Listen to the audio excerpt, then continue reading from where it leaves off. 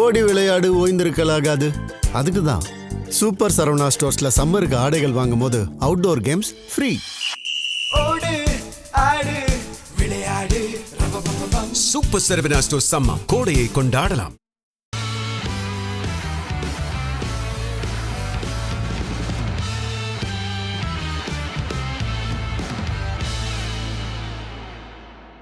மேற்கு வங்க தேர்தல் களத்துல இப்போ அனல் பறந்துட்டு இருக்கு. ஒரு பக்கம் பாஜகவும் இன்னொரு பக்கம் திரிணாமுல் கட்சியும் வன்முறைகளுக்கு பஞ்சமே இல்லாத அளவுக்கு வன்முறை போரே நடந்துட்டு இருக்கு.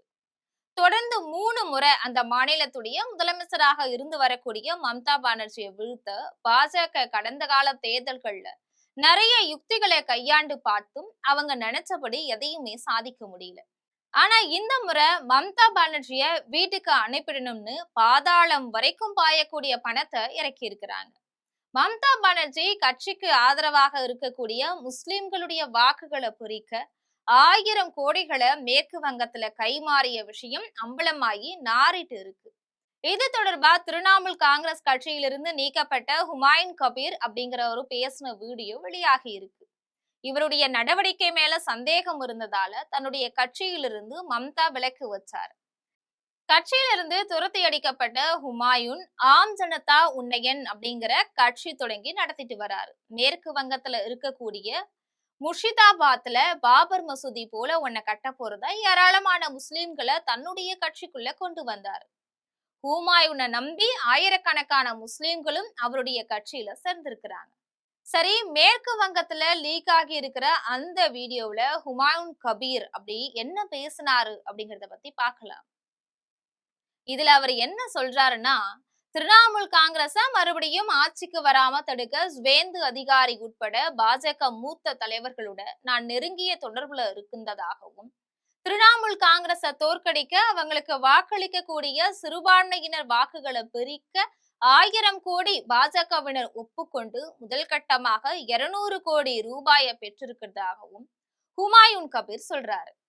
இது மட்டும் இல்லாம அந்த வீடியோல முஸ்லிம்களை எளிதில ஏமாற்றிடலாம் அப்படின்னும் அவங்களுடைய வாக்குகளை பிரிக்கிறது மூலமா பாஜகவை ஆட்சிக்கு கொண்டு வர முடியும் அப்படின்னும் அவர் பேசுவது போன்ற சர்ச்சைக்குரிய பகுதிகள் இடம்பெற்றிருக்கு. ஆனா இந்த குற்றச்சாட்டுகளை ஹுமாயூன் கபீர் முற்றிலுமா மறுக்கிறார். வழக்கமா எல்லாரும் சொல்ற மாதிரி இது ஏஐ மூலம் உருவாக்கப்பட்ட போலி வீடியோ அப்படின்னு சொல்லி இருக்கிறாரு.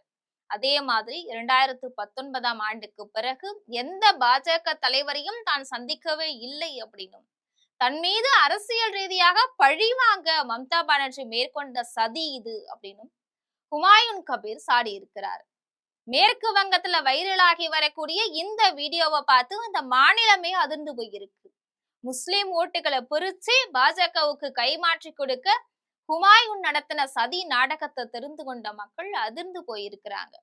ஹுமாயூன் கபீர் கட்சியுடன் சேர்ந்து தேர்தலில் போட்டியிடக்கூடிய அசாவுதீன் ஓவைசி ஆள விடுங்கடா சாமி, உங்க விளையாட்டுக்கு நான் வரல அப்படின்னு சொல்லி ஹுமாயூன் கபீருடனான கூட்டணியிலிருந்து விலகிட்டார். இந்த நிலையில அந்த மாநிலத்தில் இருக்கக்கூடிய மார்க்சிஸ்ட் கட்சியினர் வெளியிட்டு இருக்கக்கூடிய அறிக்கையில ஹுமாயூன் கபீர் ஒரு பாஜக ஏஜென்ட் அப்படிங்கறத நாங்க தான் முதல்ல கண்டுபிடிச்சு சொன்னோம், யாரும் அதை நம்பல.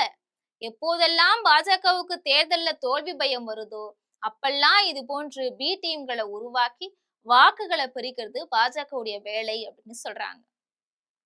இது மேற்கு வங்கத்துல மட்டும் கிடையாது. பாஜகவால தோற்கடிக்கவே முடியாத கட்சிகள் ஆளும் தமிழ்நாடு போன்ற மாநிலங்கள்ல பி டீம்களை உருவாக்கி இருக்கிறதா சொல்லப்படுது.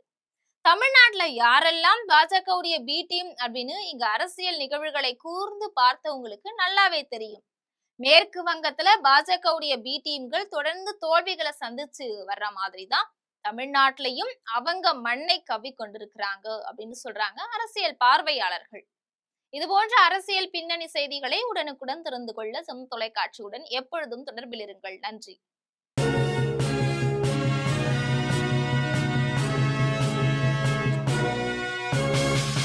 உடனுக்குடன் அப்டேட் தெரிந்து கொள்ள ஜெம் டிவி தமிழ் ஆப்பை இன்ஸ்டால் செய்யவும். ஓடி விளையாடு ஓய்ந்திருக்கலாகாது. அதுக்கு தான் சூப்பர் சரவணா ஸ்டோர்ஸ்ல சம்மருக்கு ஆடைகள் வாங்கும் போது outdoor games free. Super Saravana stores summer கோடையை கொண்டாடலாம்.